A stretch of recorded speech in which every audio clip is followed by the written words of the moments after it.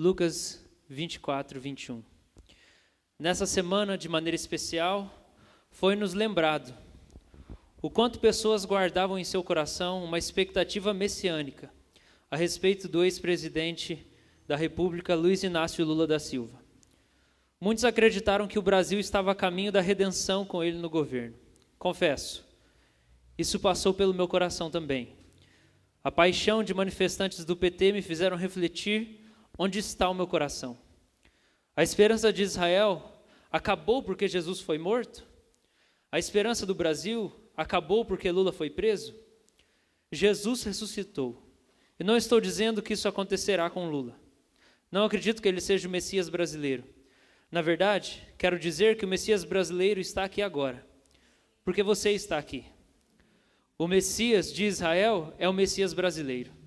Talvez ele não se chame João, José, Roberto, nem tenha por sobrenome Souza, Dias, Silva, mas ele pisa no chão do Brasil todos os dias. Cristo em vós, a esperança da glória. Para nós, vermelho é a cor da esperança. Esperança porque alguém deu o seu sangue pelo Brasil numa cruz. A cruz é brasileira. O sangue do Messias é semita, mas talvez ele passe despercebido pelas ruas de Curitiba, porque ele de fato se encarnou. Se encarnou tão inteiramente que não teria nada de diferente de nós, paranaenses, cariocas, paulistas, pernambucanos, mineiros. Ele se identificou para nos dar esperança de que nossos percalços não lhe são estranhos. Nosso Messias se importa com o Brasil. Para quem escreva essas palavras? Direita? Esquerda? Para ninguém, para todos. Escrevo para a República, a comunidade de fé onde congrego. Escrevo para meus irmãos em Cristo.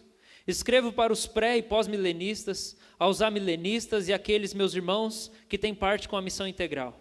O que quero dizer? Me parece que ainda estamos fazendo as perguntas do século I, e as frases bíblicas são mais atuais do que nunca, em Atos capítulo 1, verso 7. Mas quando Israel será restaurado? Mas quando o Brasil será restaurado? E a resposta do Messias continua sendo a mesma.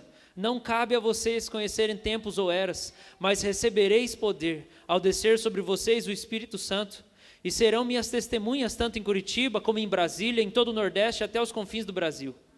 No dia 8 de abril de 2018, eu tenho uma mensagem do céu para você. Jesus continua dizendo que não podemos parar. As nações são dele, e ele está dando-as a nós. Nosso papel é testemunhar o Evangelho em todas as esferas da sociedade.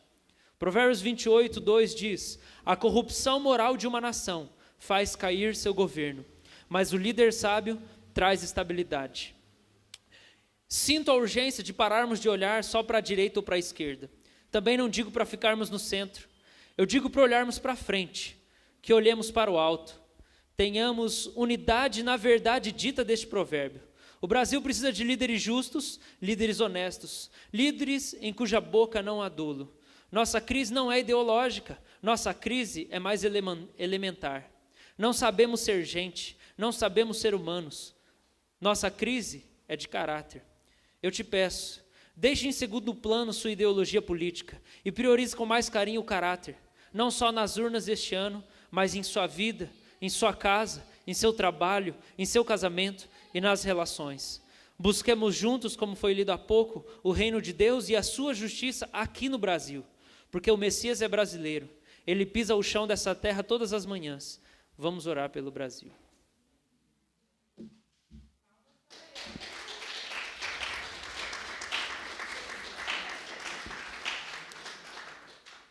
Escrevi esse texto essa manhã no meu momento de oração e queria que nós tivéssemos um momento de oração pelo nosso país.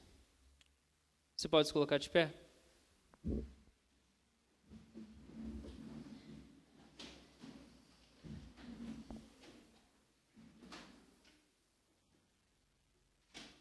Senhor, as nações são nossas por herança.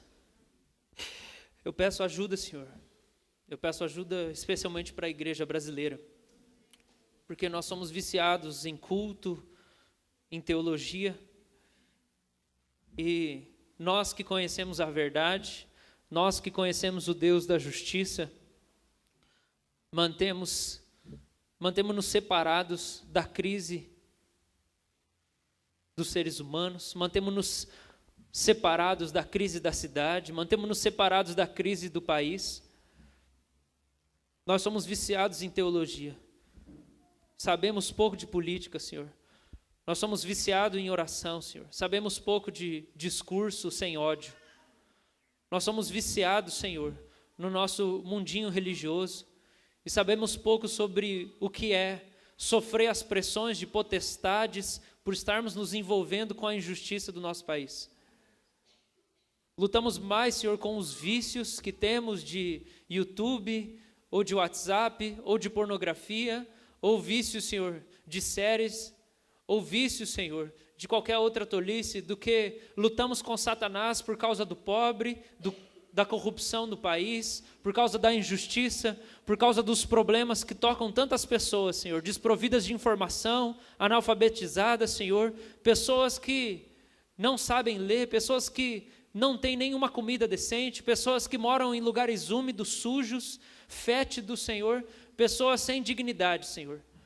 Vivemos, Deus, vindo nos cultos para chorar, porque queremos parar de nos masturbar, porque queremos parar de ficar, porque queremos parar, Senhor, de beber, porque queremos parar, Senhor, de dormir tarde, porque queremos parar de comer McDonald's e tolices afins, Senhor. E nós sofremos, Deus, e choramos quase nada ou pouco, Senhor, por causa dos pobres, por causa da injustiça na nação, porque, Deus, bilhões de reais estão sumindo e as pessoas estão sem assistência. Os hospitais estão ficando cada vez pior, Senhor, a educação está ruim, Senhor, e as pessoas estão se afundando no tráfico, na prostituição.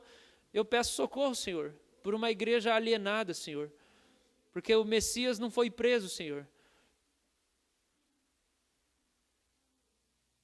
Talvez o Messias esteja preso dentro desse corpo que nós habitamos.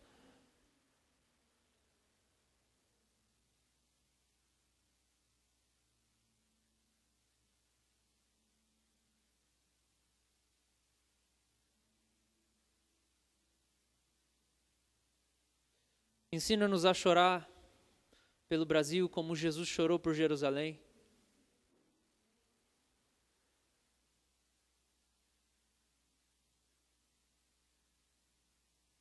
Ensina-nos, Senhor, a profetizar contra a corrupção e os corruptos, como João Batista profetizou contra Herodes, Senhor. Senhor, nossa crise não é ideológica, eu oro e eu faço um apelo, Senhor, para os meus irmãos aqui, Senhor. Nós na República, Senhor, não aprendemos a não brigar por causa de teologia. Temos amigos pentecostais, calvinistas, católicos, de outras religiões, mas eu ainda sinto um ranço, Deus, e ainda sinto ódio em discursos ideológicos políticos no nosso meio. Nós não brigamos por teologia, mas brigamos por política, Senhor. Enquanto nós brigamos, Senhor, o amor não é aperfeiçoado. Enquanto nós brigamos, Senhor, nós não iluminamos a cidade, nem o Brasil, Senhor. Eu peço que o Senhor trabalhe no nosso coração para que nós paremos de lutar por ideologia, Senhor. Que nós paremos de lutar por direita, por esquerda, por Bolsonaro, por Lula, Marina Silva, quem vai ser o próximo candidato, é golpe, Lava Jato está errada, que a gente pare de brigar por causa de ideologia, Senhor. Porque o nosso problema é muito mais profundo. Ele é problema de caráter, Senhor. E antes disso ainda é problema espiritual, Senhor. A maior necessidade do Brasil é Jesus, Senhor. E depois de Jesus é caráter. E depois de caráter é um planejamento decente de governo. Mas nós não temos, Senhor, nem Jesus, parece que saindo pelas ruas, porque nós estamos aprisionados nos nossos salões de culto. E nós não temos nem caráter, Senhor. E nós estamos brigando por causa de ideologia, Senhor. Nossa crise do país é outra, Senhor. Ajuda-nos, Senhor, a ter lucidez um pouco. Eu peço que o Senhor tire a cegueira da paixão ideológica. Nós não sabemos o que vai acontecer no Brasil nos próximos dias, Senhor. Mas eu peço que o Senhor desperte a igreja para fazer algo. Para intercedermos e não só intercedermos, Senhor. Mas lermos mais jornal, lermos mais alguma coisa, que faça parte da nossa agenda semanal nesse ano de 2018, nos envolvermos mais, nos conscientizarmos mais, Senhor. Que isso para nós seja tão espiritual, Senhor, quanto a leitura de um livro cristão. seja tão espiritual, Senhor, quanto o jejum. Isso seja para nós tão espiritual, Senhor, quanto vir ao culto, Senhor. Mas que o Senhor nos dê maturidade, para isso não aumentar o nosso ódio, mas aumentar a nossa compaixão e o nosso compromisso. E a nossa fome e sede de justiça, porque bem-aventurados aqueles que têm fome e sede de justiça, porque serão fartos, Senhor. Está faltando justiça no Brasil porque a gente não tem sede dela, Senhor. Nos faça mais parecidos com Jesus, Senhor. No nome dele nós oramos, amém. Pode se assentar.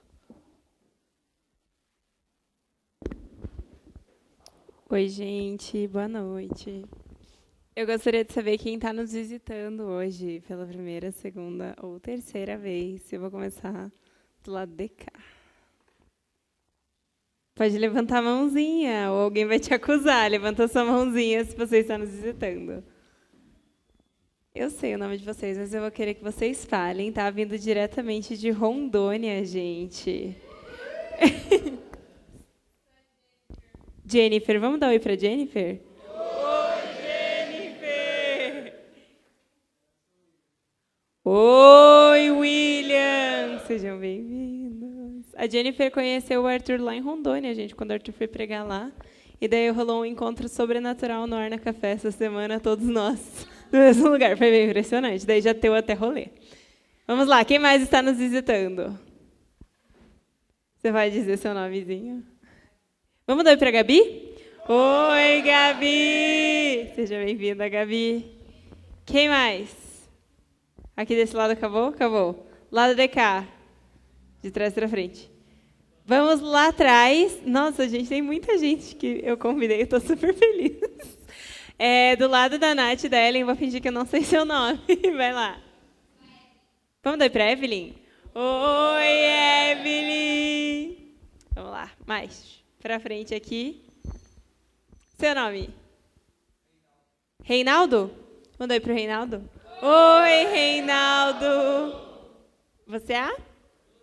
Lúcia, vamos dar oi para a Lúcia. Oi, Lúcia. Vocês três, vamos lá. O seu? Jorge? Oi, Jorge. Guilherme. Oi, Guilherme. Ivan. Oi, Ivan. Sejam super bem-vindos. Espera aí que o Lucas está levantando muita mão lá. Diga. Nossa, Luquinha. Luquinha está atrasado no rolê ali. Vamos falar oi para o Lucas Martins? Oi, Lucas. Oh, que bonitinho. Vamos dar uma salva de palmas para o nosso presbítero. Está se sentindo acolhido nesse momento. Visitantes, nós não queremos constranger vocês, mas a gente quer pedir para vocês ficarem em pé rapidinho. Vocês vão ser abençoados. Vai, levanta. Todos os visitantes. A igreja inteira pode levantar para vocês se sentirem menos mal. Pode levantar todo mundo. Isso, agora ninguém mais sabe quem são vocês. Republicanos, vão lá, vocês vão receber uma oração super poderosa. Vocês são super bem-vindos.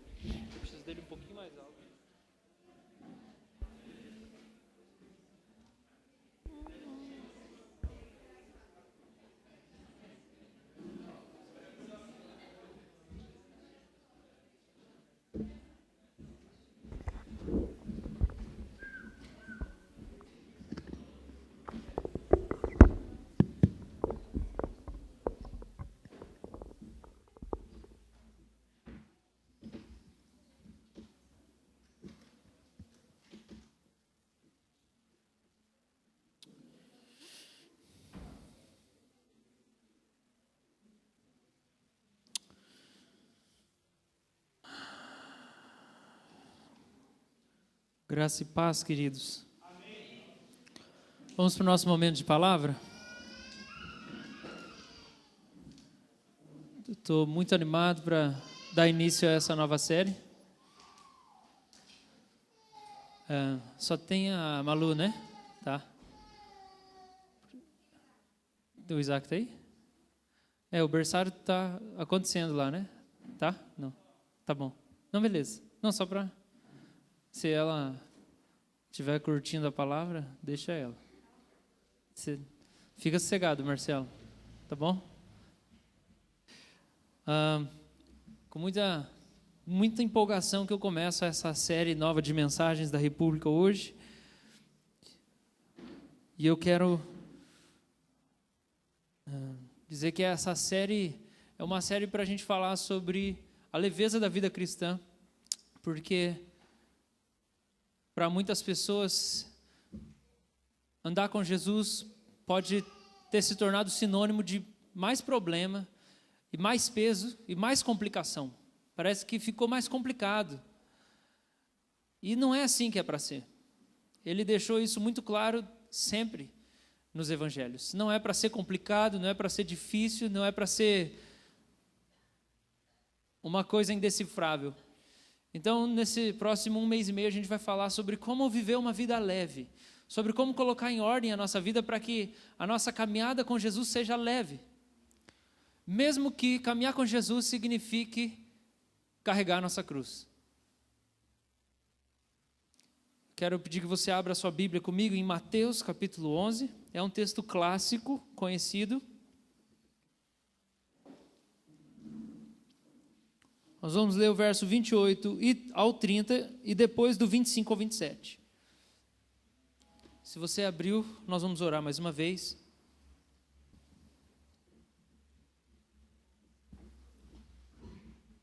Mateus 11.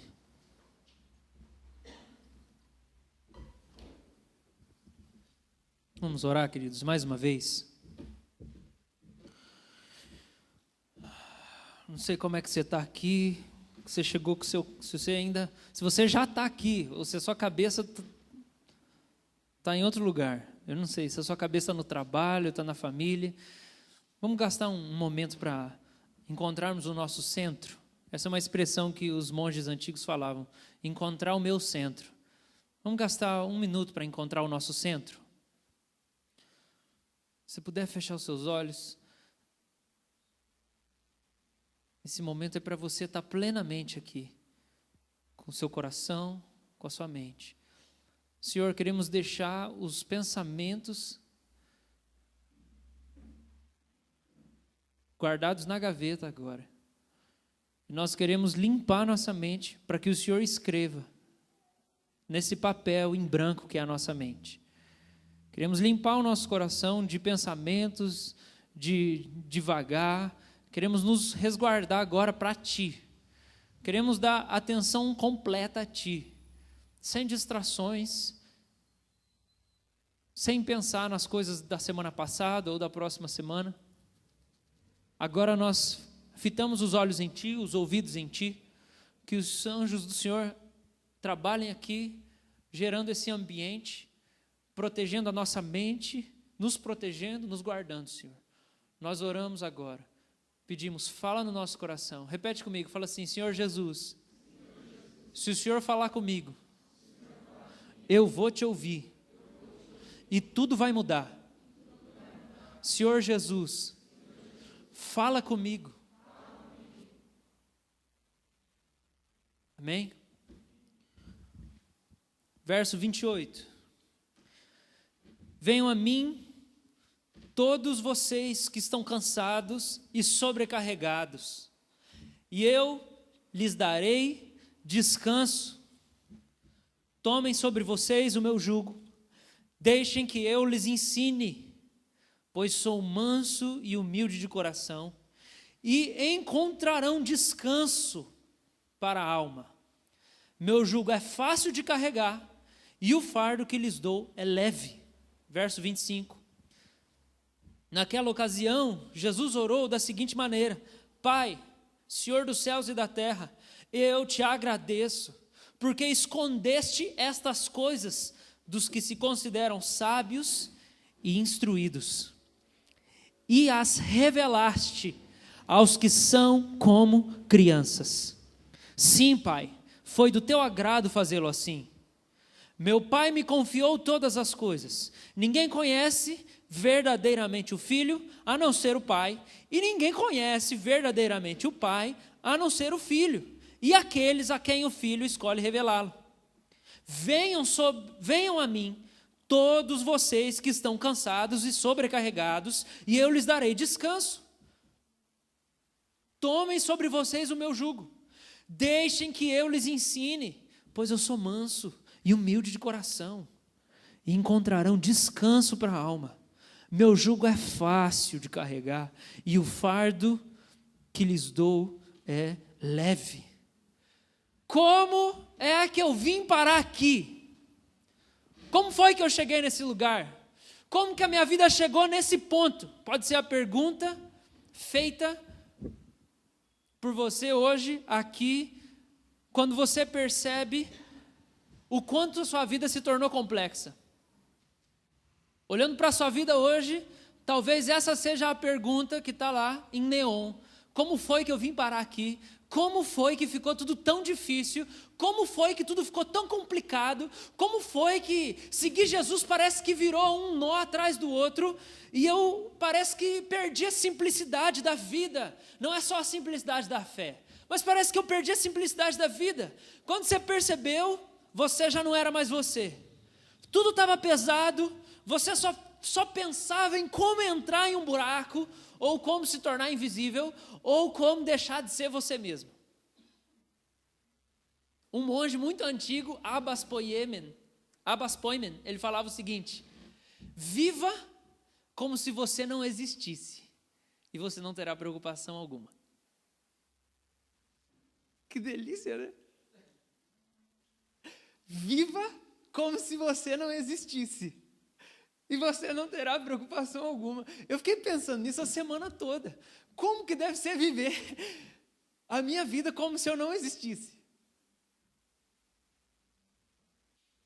Como que deve ser me abstrair da minha vida mesmo, de mim mesmo, me elevar e por um instante ser um espectador das coisas que acontecem ao redor da minha vida? Como seria olhar a minha vida de cima, como se eu não existisse, como se eu estivesse só observando?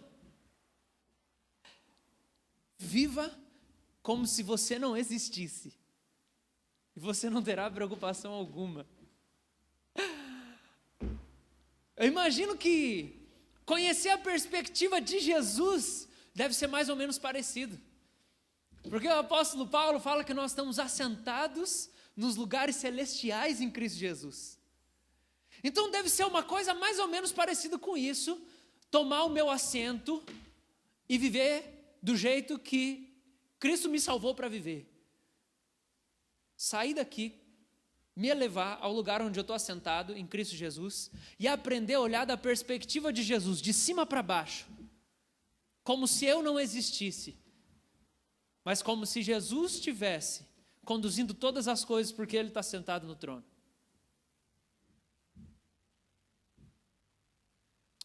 Quem aqui se sente sufocado e a lista de coisas para fazer parece que nunca vai chegar no fim?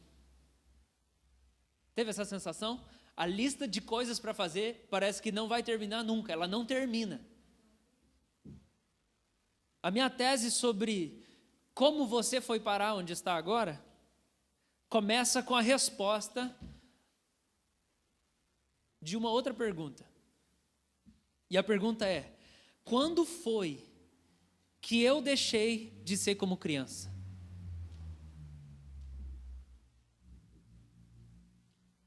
Quando foi que eu deixei de ser como criança? Quando foi que eu pensei que eu não poderia mais ser criança e eu deveria ser outra pessoa para me proteger? Quando foi que eu perdi minha inocência? Quando foi?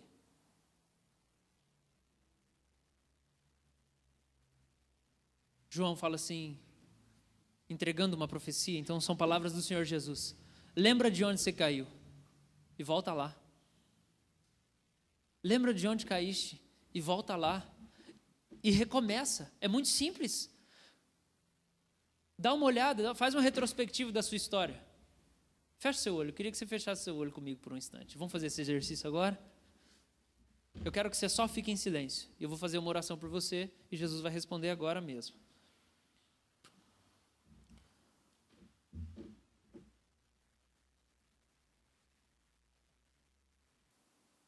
Fala assim, Jesus, me mostra, quando foi que eu deixei de ser como criança?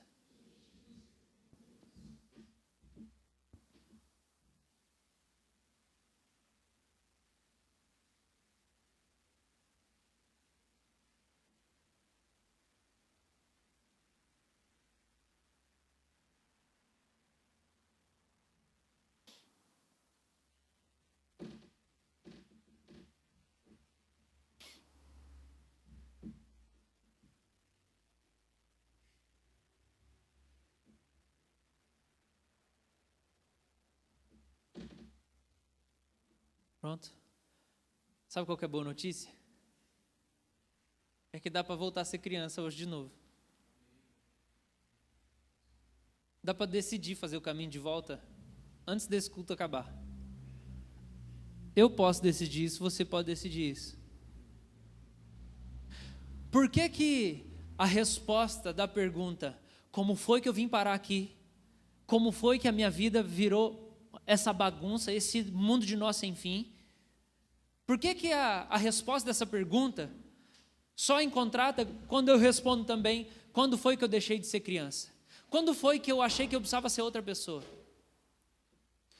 Porque se você olhar para esse texto que a gente leu, Jesus fala assim, deixa que eu ensino você, o meu fardo é leve, o meu jugo é suave, você vai ter descanso para a alma, só que tem uma coisa, meu Pai só revelou essas coisas para quem é como criança.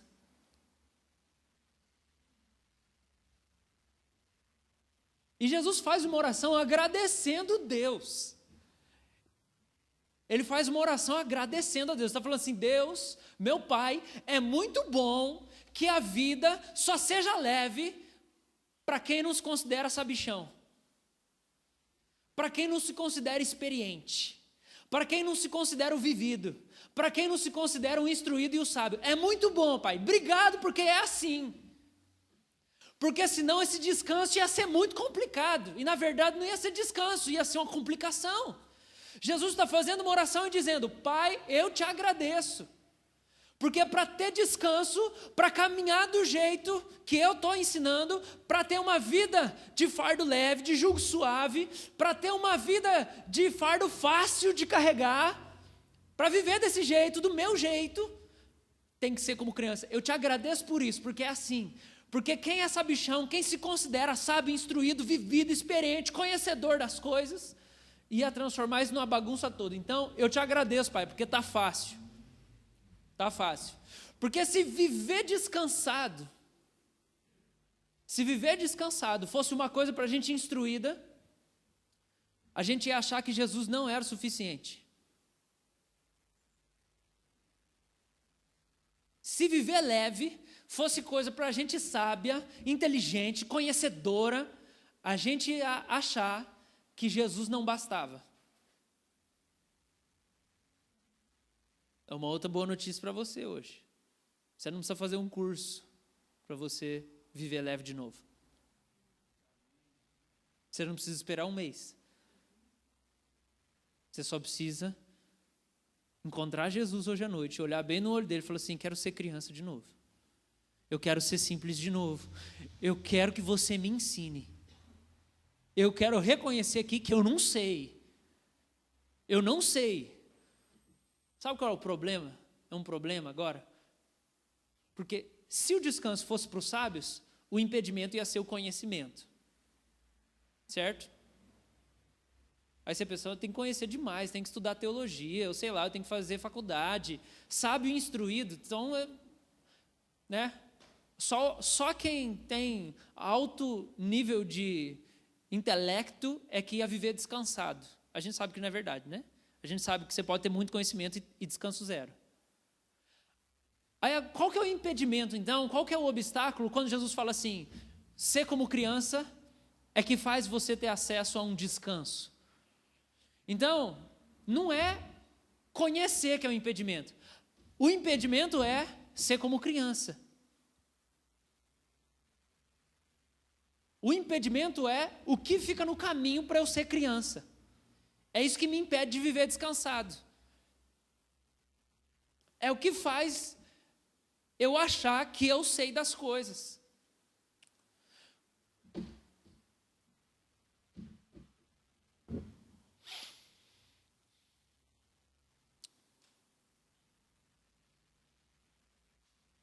O que Jesus está apresentando para nós é um estilo de vida, tá? E ele está dizendo assim, ele não está dizendo que a gente precisa ser ignorante e que o conhecimento diminui a espiritualidade. Jesus não está dizendo isso. Jesus não está falando assim, quanto mais você estudar, menos crente você vai ser. Menos espiritual você vai ser. Não é isso que ele está falando. Ele está falando gente que se considera. Ele está falando de perspectiva, de autopercepção, de autoestima. Como você se estima? Onde está o seu valor? É nas coisas que você conhece, é nas coisas que você aprende, é nas coisas que você vive, e aí você pensa, agora eu tenho valor. Porque... Ou você considera que o seu valor é ser criança? O grande obstáculo para nós, para a gente viver o descanso, é o nosso coração. E quando eu falo de coração, eu falo de sensibilidade.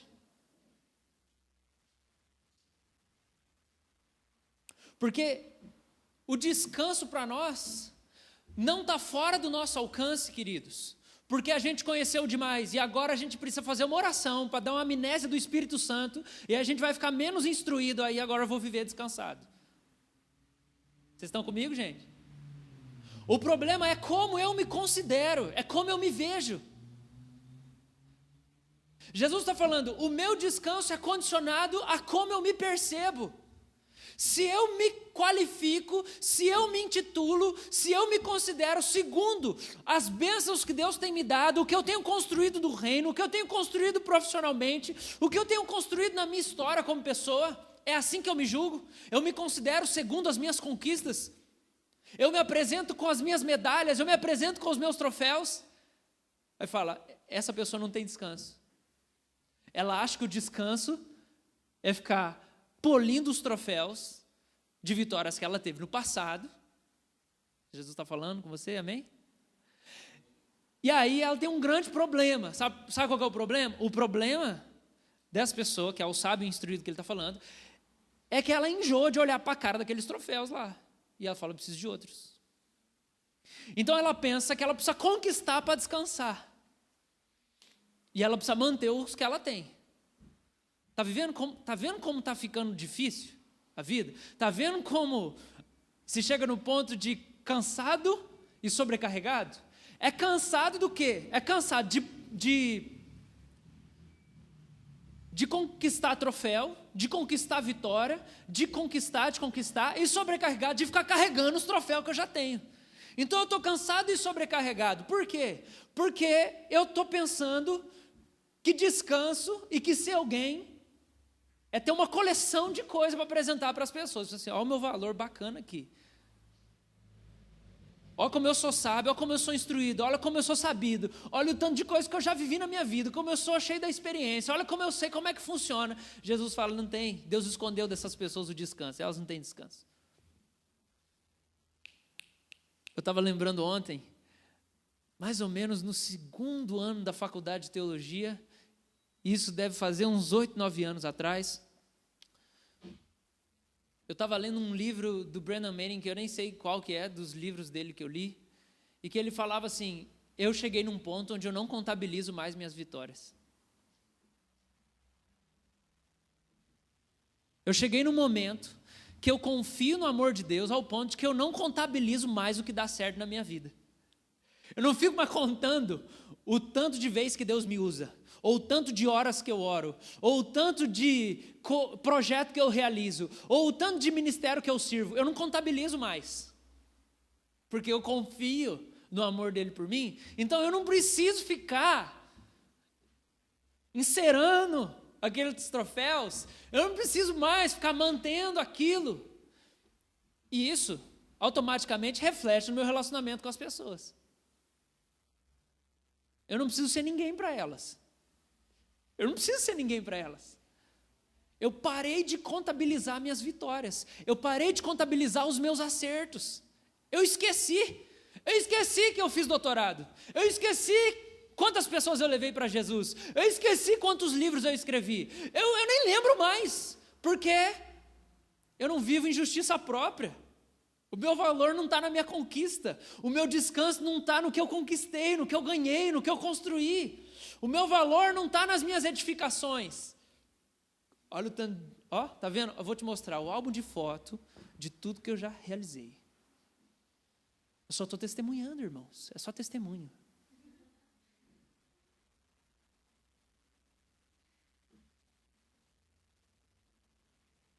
O que é viver descansado?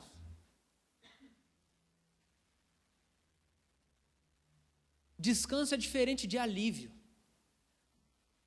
Alívio é uma experiência de momento. Alívio é, estraga o carro aqui, eu vou empurrando ele para subir até lá em cima. Aí quando chega lá em cima, que alívio.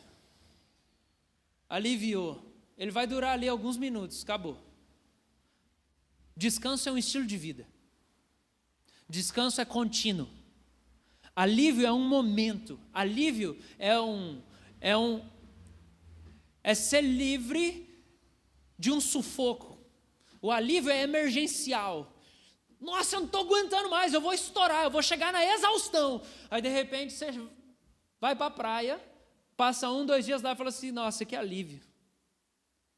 Isso é emergencial. Isso não é descanso. Descanso é estilo de vida. Descanso é contínuo. E a gente canta aqui, cantou 2 vezes hoje. Como que é? Jesus,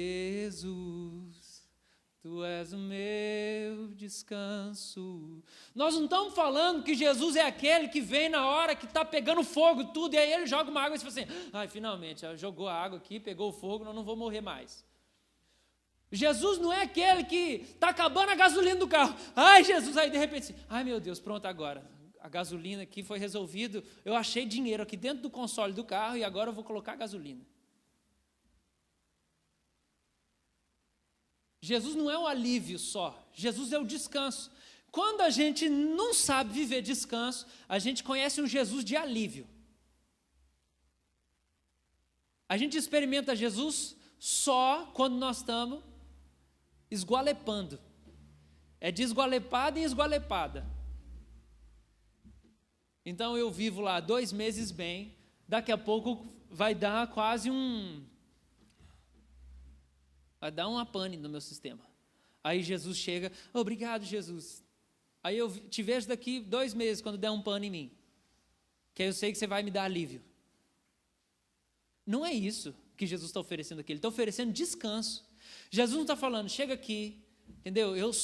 Meu nome é Jesus, ou pousada. Pousada, 7 chifres do Apocalipse. Pode chegar aqui. Que a hora que você estiver esgoelando, você pode vir. E aí vai ter uma caminha para você, aí depois você vai embora. Que também não é folga assim, entendeu? Não é toda hora também, né? Você quer toda hora também? Não, é só na hora que você estiver morrendo. Aí você ora e eu venho. Vocês estão me entendendo, queridos? Quantos de nós não olhamos para Jesus dessa maneira? O Jesus do alívio. É o Jesus do socorro. Socorro bem presente na tribulação. É só na treta. É Jesus, o Senhor Jesus das tretas só. É o Senhor do alívio. Mas aí eu deixo Ele lá e vou embora. O que Jesus está oferecendo para nós? Ele está oferecendo descanso. Então vamos lá, voltar. Talvez você está hoje aqui desse jeito. A pergunta é, como foi que eu vim parar aqui? Como foi que a minha vida virou esse nó cego? Essa briga de foice no escuro.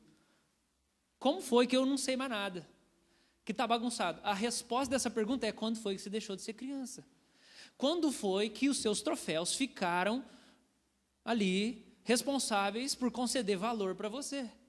Quando foi que os likes do Instagram viraram, sei lá, você entendeu, não entendeu? Já entendeu, não entendeu? Foi nessa hora. Foi na hora em que as coisas que você almejou viraram troféu, em vez de simplesmente ter um coração de criança. Agora, o obstáculo para ser criança é o danado do orgulho, é o danado da autossuficiência, é a danada da arrogância, que eu penso que eu sei das coisas. Né? Eu sabia que você ia concordar comigo, porque nós já conversamos isso outras vezes já. Esses dias eu estava conversando com meu pai na mesa, e meu pai teve uma iluminação do Espírito Santo, uma revelation forte, que eu nunca tinha ouvido falar. Ele falou assim: filho, eu entendi por que Adão comeu a maçã. Eu falei, não era maçã, a gente não sabe se era maçã, se era jaca, se era... Depende da fruta, era mais difícil, né, de pegar. Um coco. Imagina, a serpente lá em cima do coqueiro lá. Mas é que na hora que a gente quer pecar, a gente não mede esforço. Na hora que a gente quer pecar, não mede esforço. Trepa no coqueiro lá e pega e come, entendeu? Então, não tem jeito. Pode ser coco mesmo.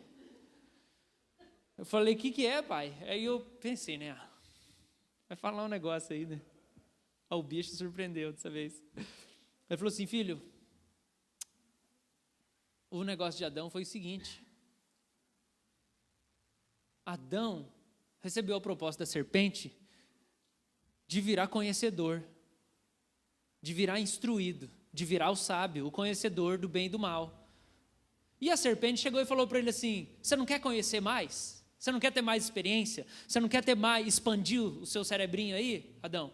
Come dessa fruta, vai expandir o seu conhecimento, você vai ter mais experiência, vai ter mais entendimento. Aí ele falou: sabe qual foi o problema, filho? O problema de Adão é que ele não... Foi falta de dependência de Deus. Que era só ele chegar para Deus e falar assim: Deus, se eu comer lá, vai ter mais conhecimento ou tem outro jeito? Por que ele não perguntou para Deus se era verdade ou não? Eu falei: pai, Eita bichinho. Eu falei, nunca tinha pensado nisso. A dependência. Não é isso que é ser como criança? Acabou o descanso de Adão para sempre. Aí veio a maldição. Qual que é a maldição, gente? Do fruto do seu trabalho você vai comer, mas você vai ter que trabalhar e você vai suar muito. Você vai ter que suar para trabalhar. E vai ter um monte de espinho que você vai enfiar a mão e vai machucar a mão nos espinhos. Trabalhar não era maldição antes do pecado. Mas naquele momento, o que virou a maldição? A maldição são coisas que Adão não precisava passar antes. Que era o quê? Você vai ter que suar pra caramba e vai ter espinho. Você vai colher espinho, você vai furar a mão no espinho. Jesus redime todas as maldições na cruz. Mas a gente tem que entender o quê? Que a falta de ser como criança, a falta de dependência, faz a gente viver uma vida onde a gente trabalha vivendo ali só suando. O trabalho não é deleite jamais. Eclesiastes fala isso. Você quer uma vida boa? É você aprender a se deleitar no trabalho que tem e comer do fruto dele. Isso não é só para as coisas do dia a dia, é o trabalho de encanador, é o trabalho de engenheiro, é o trabalho de advogado, é o trabalho de barista, é o trabalho do reino também. Isaías 53 fala assim: Jesus viu o fruto do seu penoso trabalho e ele ficou feliz. Então o que é o prazer da vida? O que é uma vida sábia, uma vida de descanso? É uma vida em que eu tenho prazer no trabalho que eu faço para Deus. E eu gosto do fruto do meu trabalho. Seja o trabalho do manicuro, ou seja o trabalho do evangelismo, do discipulado. Eu tenho prazer, eu amo fazer isso aqui. Sou apaixonado por Jesus, sou apaixonado por servir Jesus, sou apaixonado por fazer visita, sou apaixonado por orar, sou apaixonado por interceder, por aconselhar as pessoas, amparar as pessoas na dor. Sou apaixonado por estudar, eu sou apaixonado por servir, sou apaixonado por trabalhar dentro da minha casa lá, arrumar a cozinha para os meus pais, limpar, arrumar a sala, dar um jeito no meu quarto, sou apaixonado por trabalhar. Por quê? Porque eu vivo como uma criança, porque eu vivo na dependência. Quando a gente perde a dependência, quando a gente perde esse senso de ser como criança, a gente perde o descanso. Descanso não é ficar no ócio, descanso é viver em paz enquanto eu faço tudo que tenho que fazer. Descanso é estilo de vida diferente de alívio, amém? Então o que Jesus fala? Ele fala assim, eu vou dar o meu jugo para vocês. Presta atenção, quem queria construir uma cabaninha? Não era Jesus, era Pedro na hora que subiu no monte. Pedro não vivia descanso. Pedro não vivia descanso, ele vivia um ritmo frenético de ministério e de trabalho. Na hora que ele viu a glória de Jesus, ele falou assim, eu vou ficar aqui, vamos armar uma cabaninha. Jesus, rapaz, para com isso aí, vamos descer lá, nós temos que arrancar os capetas. Jesus não estava apegado com aquela manifestação da glória. Você está entendendo isso? E por que você está apegado com a praia que você quer ir daqui a um mês? Por que você está apegado com as férias que vai acontecer só em dezembro? Por que você está apegado com uma experiência que você está planejando ter, viajando para outro país, ou indo para uma pousada, ou indo para não sei lá onde? Porque você não conhece o Jesus do descanso, você só conhece o Jesus do alívio. Você pensa, na hora que eu for lá, aí eu vou descansar. Mas não é isso que ele está propondo. Quem pensa assim é Pedro, cheguei no monte, é a glória, vamos ficar aqui, porque viver é muito difícil. Amanhã começa, é segunda-feira, é só vou descansar quando chegar no sábado. Não, querido, você precisa se converter, se converta a Jesus Cristo. Porque não é esse o negócio que ele ofereceu para nós, não é esse.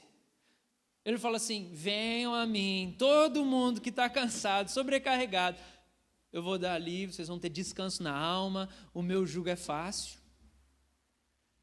Ele está oferecendo o quê? Estilo de vida. É estilo de vida, queridos. Agora, qual que é o problema então? O problema não é que você não tem 13º e aí você não tem férias remuneradas e aí você não consegue fazer a viagem para descansar. Isso não é descanso, é alívio. O problema não é esse, o problema é coraçãozinho aí, ó, dentro de você. Posso ouvir um amém? Deixa eu expandir o seu conhecimento. Olha bem o que você vai fazer com isso, hein? Isso é problema seu.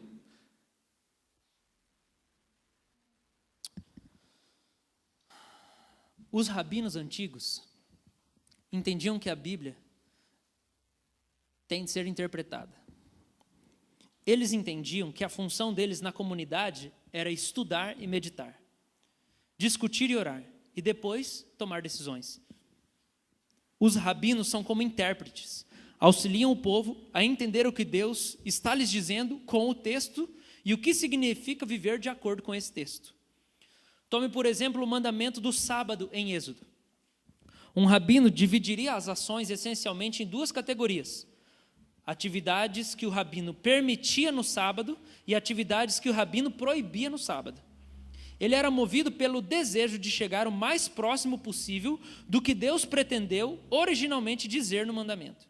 Um rabino poderia dizer que alguém tinha permissão no sábado para andar uma determinada distância, mas se caminhasse além disso, seria trabalho e, consequentemente, violação do sábado.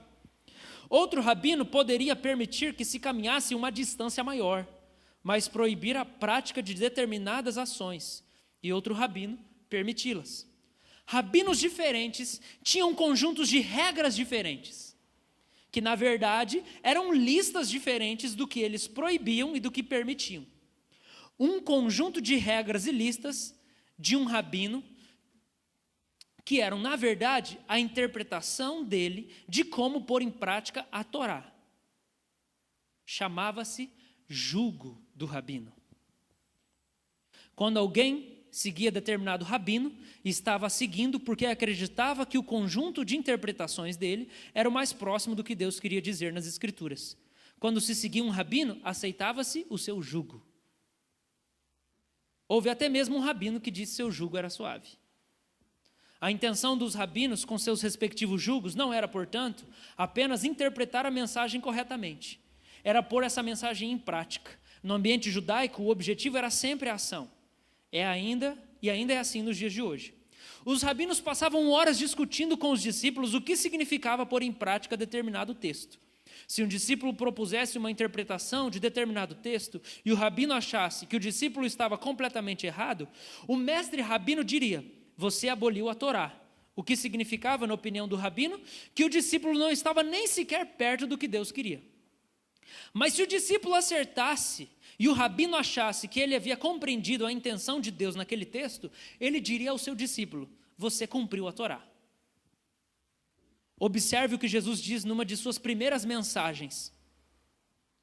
Não pensem que eu vim abolir a Torá. Não vim abolir, mas cumprir. Em essência, Jesus dizia: eu não vim eliminar as palavras de Deus, eu vim para mostrar ao povo como é viver a Torá perfeitamente, até nos mínimos pontos e sinais da escrita. Eu vou ler até aqui, tem muita coisa, mas eu vou ler até aqui. Você entendeu? Entendeu o que é o jugo do rabino? Jesus é um rabino, Jesus é um mestre judeu. Quando ele chega e fala assim: vamos trocar de jugo, o que ele está falando? Ele está falando assim: muda a sua interpretação da escritura e pega a minha. É por isso que ler o Antigo Testamento sem Jesus não presta, porque todo mundo fazia isso. E aí Jesus chega e começa a falar assim: vocês ouviram o que foi dito? E aí ele falava: olho por olho, dente por dente, é um que eles falam. É um dos que ele fala. Mas ele fala: mas eu vos digo, amem os vossos inimigos. Orem por quem persegue vocês. Então Jesus está falando assim: fizeram uma interpretação do Antigo Testamento, eu estou dando a nova. Esse é o meu jugo. O jugo de Jesus é a interpretação que Jesus faz do Antigo Testamento. Então quando Jesus chega em Mateus 11, 28, e ele fala assim para nós, verso 29, tomem sobre vocês o meu jugo, deixe que eu lhes ensine, pois sou manso e humilde de coração, encontrarão descanso para a alma. O meu jugo é fácil de carregar, e o fardo que lhes dou é leve. Jesus está falando: olha para o jeito como eu estou vivendo a lei. Olha para o jeito como eu estou interpretando. O meu jeito de viver é leve. Olha para mim e toma o meu jugo. Jugo significava 3 coisas no tempo bíblico. E eu quero explicar para você agora. A primeira coisa que jugo significava: jugo é um instrumento de alívio, tá? Jugo é um instrumento de alívio. Tinha 2 tipos de jugo. Eu vou falar de 3 significados de jugo, mas tinham 2 tipos de jugo. Ok. O jugo é um instrumento de alívio. Tinha um tipo de jugo colocado sobre os animais, para dividir o peso das cargas. Você já deve ter visto isso, né? Então tem 2 bois, um do lado do outro, e tem um instrumento de madeira que era colocado em cima da cerviz dos 2 bois, para que eles caminhassem na mesma direção, porque eles tinham que puxar uma carroça. Ou às vezes para puxar alguém, ou era colocado para puxar alguém, ou então para puxar, né? Rastelar a terra. Alguém sabe o que é rastelar? Arar a terra. Obrigado, Bruno. Então, qual que é a função disso? É um instrumento de alívio. Por quê? Porque se não tem jugo, o boi vai carregar sozinho. Então, o jugo é um instrumento para aliviar, porque agora divide entre 2 a carga que estava para ser carregada em um só. E sem jugo, o que acontece? Cada um vai para um lado, não vai dar certo. Então, o jugo era colocado como instrumento de alívio. O segundo jugo era um jugo humano. Tá? Era um instrumento de madeira que se colocava sobre os ombros para equilibrar as cargas aqui em cima dos ombros. Tipo um cabo de vassoura, assim. E aí o cara carregava aquilo. Então, o que o jugo traz? Ele traz alívio, porque ele divide a carga, e ele traz equilíbrio. Com o jugo eu vou equilibrar as cargas que eu tenho que carregar. Então, o jugo é para ser uma coisa boa. Jugo não é uma coisa necessariamente ruim. Só que jugo também é referido no Antigo Testamento como instrumento de opressão. Porque a gente vê que Israel estava debaixo do jugo de escravidão no Egito. E Paulo fala que Israel está debaixo do jugo de escravidão da lei. Então ele está falando de jugos que foram colocados, mas que eram jugos que, em vez de aliviar, na verdade eles pesavam mais ainda. Quando Jesus fala de jugo, na cabeça de quem escuta esse texto, lá no 1º século, passava 3 coisas na cabeça do judeu que escuta aquela mensagem de jugo. Primeira coisa que ele pensava: era o jugo do Império Romano, porque o povo de Israel estava sendo oprimido pelos romanos e crueldade era uma virtude. Segunda coisa, Você vai ler lá em Mateus 23 depois na sua casa. Jesus fala assim: vocês atam fardos, jugos difíceis e pesados sobre as pessoas e vocês não mexem nem com o dedo. Ele está falando da religião, ele está falando do farisaísmo. Então é o jugo da religião, é o jugo político e em terceiro lugar é os ricos que oprimiam os pobres. Então quando Jesus fala de jugo, se pensa nessas coisas. E jugo, então, instrumento de alívio, instrumento de opressão, em terceiro lugar, que eu acabei de explicar, é um conjunto de regras e listas de um rabino que sintetizam sua interpretação da Torá. Então, o que Jesus está oferecendo quando ele fala de jugo é o quê? É um estilo de vida de descanso. Ele está falando: coloca sobre os seus ombros o meu jugo, porque ele é fácil de carregar, ele não é pesado. Jesus está falando: interpreta as escrituras como eu, olha para mim, leia a vida a partir de mim, olha para mim, escuta o que eu estou dizendo, que vai ser fácil viver. Mas 2 versículos antes, Jesus explicou como é que é. Como é que é? Como é que é o jugo de Jesus? O jugo de Jesus é ser como uma criança diante do Pai. O jugo de Jesus é uma vida onde eu confio no Senhor, não onde eu complico. Vamos falar sobre estar cansado e sobrecarregado. Eu tenho mais alguns minutos, vocês estão comigo? Ok. Vamos falar sobre estar cansado e sobrecarregado. Abre comigo a sua Bíblia em Isaías 55.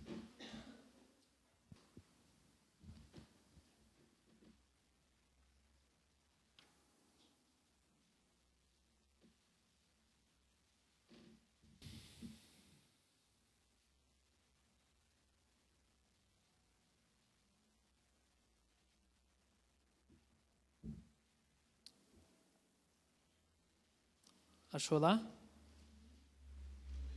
Isaías 55. Olha lá. Alguém tem sede?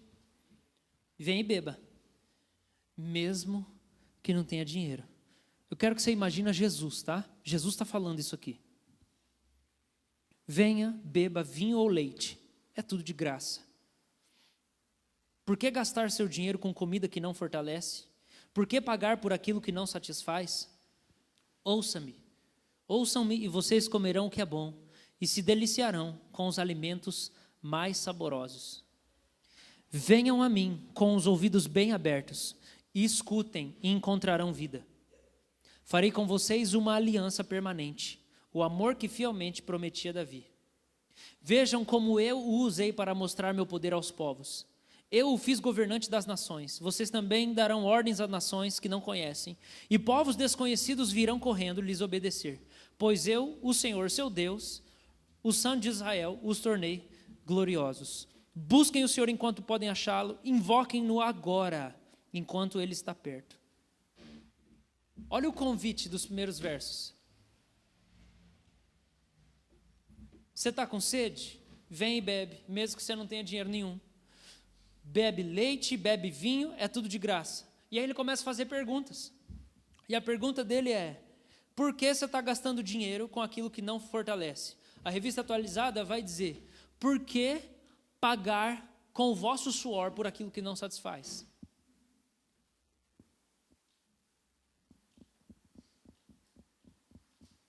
Você está cansado? Você está sobrecarregado? Você está sentindo assim? Você está sentindo uma bagunça na sua vida? Não é isso que Jesus tem para você agora. E nem nunca. É por isso que quando a gente se sente sobrecarregado, o que a gente tem que fazer? Alguém sabe? É isso aí, Maria Helena, o que é? A gente tem que orar. Por que eu tenho que orar quando eu estou cansado e pesado, em vez de ir dormir? Tem a hora de dormir também. Nós vamos falar disso nos próximos capítulos da série de mensagens. Nós falaremos sobre o sono. Mas por que a gente tem que orar quando a gente está cansado e sobrecarregado? É porque se a gente está cansado, está sobrecarregado, é porque nós estamos vivendo a vida que Jesus não tem para nós. E aí quando a gente vai orar, o que a gente vai fazer? Senhor, eu preciso da minha vida de volta. Aquela lá que você me deu. aquela que você me deu. Eu perdi, eu troquei seu jugo, eu tirei fora, eu estou fazendo o que os outros estão falando, eu estou fazendo o que estão pedindo para mim, eu estou fazendo o que me ensinaram na minha casa, na minha infância, na minha criação, eu estou fazendo o que a faculdade me ensinou, eu estou fazendo até o que alguns irmãos ensinaram, mas não está ajudando, devolve aquele para mim, por favor. Oração é o lugar onde eu encontro Jesus, é onde eu encontro a pousada, para que na pousada Ele troque a canga que está nos meus ombros, para que eu volte a ser criança de novo, para que eu volte a ser simples. Nada nos faz ser criança separadamente da presença de Jesus. É por isso que ele fala, vem para mim, venham até mim. Ele fala isso no Mateus 11, 28, e ele fala isso no Isaías 55. Venham a mim com os ouvidos bem abertos, verso 3. E vocês o quê? Encontrarão vida. Vem para mim.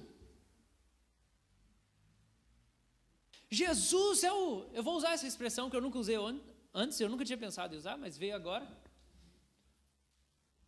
Talvez ela ajude algumas pessoas. Jesus é nosso treinador. Jesus é nosso coaching. Porque a gente vai lá, tal, aí fala assim, então, ó, você dá bem com isso, você dá bem com isso, você dá bem com isso. Pô, que massa, é isso aqui. Aí você pega e vai embora e vai. Daqui a pouco tá tudo estrupiado, você volta assim, pô, não estou conseguindo. Não, você está fazendo isso, isso e isso. Ele é nosso instrutor. Porque o chamado de Jesus para nós é uma vida de descanso. Agora, por que a gente fica pesado? O que move a gente para viver sobrecarregado? O que faz a gente viver sobrecarregado, muitos de nós, queridos, é a fuga. O excesso de trabalho é excepcionalmente... Não, essa palavra não tem nada a ver com o que eu vou dizer. O excesso de trabalho é fuga. Tudo que é excesso na nossa vida, tudo que excede os limites do que deveria ser, na verdade é uma fuga. Toda falta de equilíbrio é uma fuga. Eu estou fugindo de algo, então eu excedo em outra. Eu estou fugindo de uma área, então eu vou me exceder em outra área.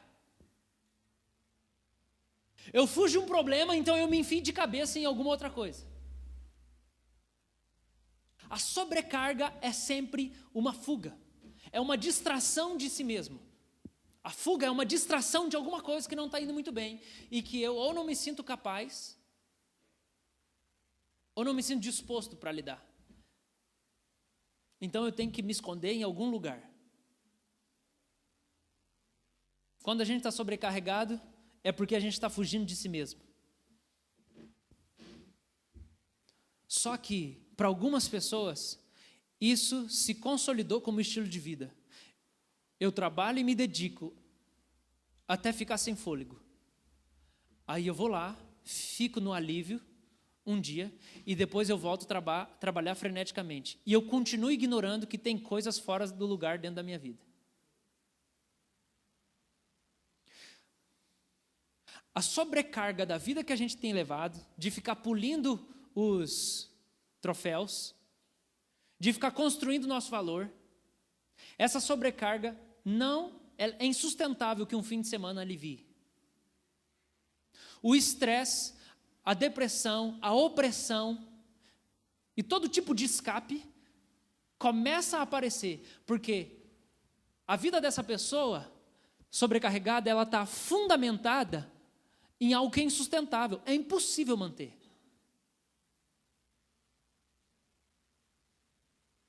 Vou ler algumas páginas desse monge, Anselm Grun. Ele diz assim, quem trabalha demais endurece facilmente. Quem trabalha demais endurece facilmente, pois não trabalha porque gosta, mas porque se esconde atrás da atividade. Quem tem mania de trabalhar, trabalha muito, mas não produz bom resultado. Precisa da atividade porque tem medo do polo oposto. Folga, o silêncio, a oração. Uma vez que diante disso, teria de encarar a própria realidade. E disso ele foge, refugiando-se na mania do trabalho. Mas o maníaco não é capaz de construir esse mundo. Presta atenção, o maníaco não é capaz de construir esse mundo. Ao contrário, o mundo é que determina a sua vida. Ele não é senhor do seu tempo. Antes, é o tempo que o tem em sua garra e não o solta mais.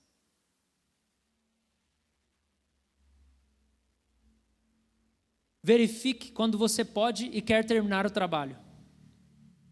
Muitos se queixam de saírem tarde demais da empresa, porque sempre tem muita coisa para fazer. A socióloga americana Arlie Russell, Hochschild, após muitas conversas com funcionários de uma firma americana, chegou à conclusão de que as pessoas ficam mais tempo no trabalho do que a empresa exige delas.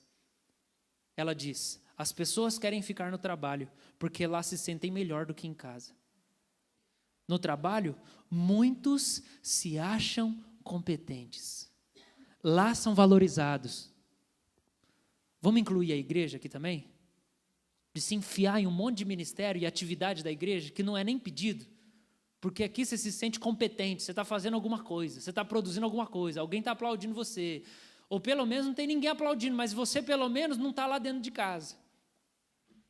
Lá são valorizados. Em casa, porém, não sabem como se entender com o filho adolescente ou com a filha revoltada. Sobretudo, os homens acham que ficar em casa muitas vezes é um peso.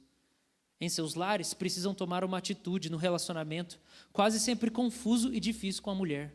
Os filhos, os sogros. Por isso, preferem refugiar-se no trabalho. Em casa, sentem-se mais tensos do que no serviço.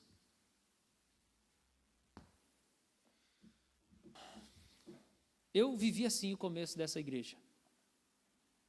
Eu não tenho sombra de dúvida. Eu não tinha limite para o meu envolvimento ministerial.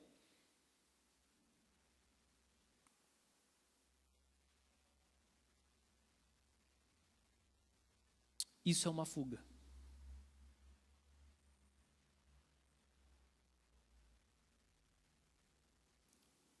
Não é isso que Jesus propõe para nós, como estilo de vida. Jesus propõe uma vida de descanso. Isso só é possível se eu colocar em ordem o meu mundo interior. A gente não é chamado para produzir, a gente é chamado para shalom. Shalom significa inteireza, plenitude, ser completo. A gente é chamado para shalom. Eu tenho paz com Deus e comunhão com Deus dentro da minha casa, quando eu estou almoçando com a minha família. Eu tenho paz com Deus e comunhão com Deus quando eu encerro o meu dia, 10:30 da noite, e falo: eu vou dormir. Muita gente não consegue dormir, porque foge de si. Então mergulha em um monte de atividade. Nos últimos dias Deus falou: eu quero que você pare, não vou dizer o tempo determinado, de assistir seriado, de assistir filme. Eu fiz 2 vezes a tentativa, as 2 vezes foi uma experiência ruim. Uma delas, o filme era horroroso. Na outra, Deus só saí com gosto ruim na boca, de Deus falando: eu falei para você não fazer isso. E com isso Deus tem me ajudado, tem sido um tempo específico na minha vida. Deus tem me ajudado a colocar em ordem todas as áreas da minha vida. Jesus nos chama para a gente acordar às 6 da manhã em paz, não reclamando e xingando porque eu tenho que acordar muito cedo e dormir pouco. Jesus nos chama para a gente chegar no horário de almoço, sentir o gosto da comida e falar: Senhor, obrigado por essa comida, que delícia o paladar. Eu louvo o Senhor porque o Senhor fez o arroz, o Senhor fez o feijão, o Senhor fez a salada. Jesus chama a gente para a gente voltar a trabalhar na parte da tarde, glorificando a Ele, porque a gente está vivo, a gente pode produzir alguma coisa para melhorar o mundo com excelência. Jesus chama a gente para viver com paz e comunhão com Deus quando a gente volta para casa e encontra as pessoas que estão lá, ou se a gente não encontra ninguém. Então por que você está cansado e sobrecarregado? Que área da vida você tem que apertar lá o parafuso? O que você tem que ajustar? Porque aí a gente fica sobrecarregado, esse ritmo de vida insustentável que a gente tem, de cansaço sem fim. Eu vou falar para você, Jesus não vai curar isso. Não adianta você vir aqui e chorar e falar assim: minha vida, estou tomando remédio, estou problemático, estou isso, aquilo. Não é uma oração que vai resolver isso. É ser como criança e aprender com o Pai, deixar Ele te ensinar que há limites. E que se você romper esses limites, você vai sentir os efeitos disso. E que se você está querendo romper esses limites, é porque você precisa voltar e olhar para si mesmo e pensar: o que está fora de ordem dentro de mim que eu estou querendo descontar em outras coisas? Amém, queridos? Então Jesus está falando, você está cansado e sobrecarregado? Vem para mim. Eu vou tirar tudo isso de cima de você e eu vou mostrar para você onde que você tem que mexer na sua vida. E eu vou junto com você. Só tem uma coisa. É a única condição. O convite de Mateus 11, 28 é: venham a mim. O convite de Isaías 55, 3 é: venham a mim. Só tem uma condição. Jesus disse assim: se alguém quiser vir após mim, negue-se a si mesmo, tome a sua cruz e siga-me. Sem cruz não tem descanso. Caminhar com Jesus não é difícil, não é pesado. Pesado é pecado, pesado é desordem, pesado é as coisas desorganizadas dentro de nós. E quando ele fala, vem, se você quiser vir até mim, se você quiser vir após mim, se quiser me seguir, se quiser andar comigo todo dia, não só vir na hora que você está lá sufocado, você precisa negar a si mesmo. Quando ele está falando de negar a si mesmo, ele está falando, nega essa ordem de vida que você estabeleceu, toma a sua cruz e vem após mim. Aí você vai achar descanso para a sua alma, aí você vai aprender esse estilo de vida de descanso. Eu vou finalizar dizendo só mais uma coisa. Quando você começar a aprender a descansar, você vai achar o propósito da sua vida. Porque hoje você está trabalhando, não porque você gosta, não porque tem propósito, você está trabalhando porque você está fugindo. Mas segundo esse texto de Isaías 55, fala assim, vem para mim, vocês vão encontrar vida. E ele fala assim, eu fiz uma aliança com Davi, que é a mesma que eu vou fazer com vocês. Eu dei nações para ele, e vocês vão dar ordem para as nações. O que ele está falando? Primeiro você aprende a viver o estilo de vida de descanso, depois você vai achar o seu propósito.